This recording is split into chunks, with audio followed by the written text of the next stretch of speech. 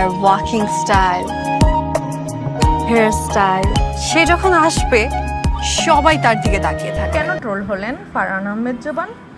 ঈদে রিলিজ হওয়া এই নাটকে ফারহান আহমেদ জোবান অভিনয় করেছেন আশিক নামের এক সাধারণ ছেলের চরিত্রে।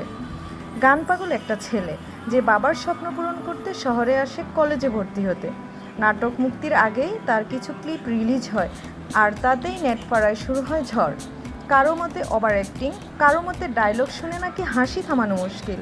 কিন্তু ট্রোলিং সত্ত্বেও নাটকটা ইউটিউবে রীতিমতো হিট। ট্রেনিং নামের চ্যানেলে নাটকটা এখন ট্রেন্ডিংয়ে। অনেকে বলছে এই নাটক নাকি ভাইরাল হওয়ার জন্যই বানানো। আপনার কি মনে হয় জোবান কি নতুন কিছু ট্রাই করেছেন, নাকি শুধুই মজার খোরাক হয়েছেন নেটপাড়ার?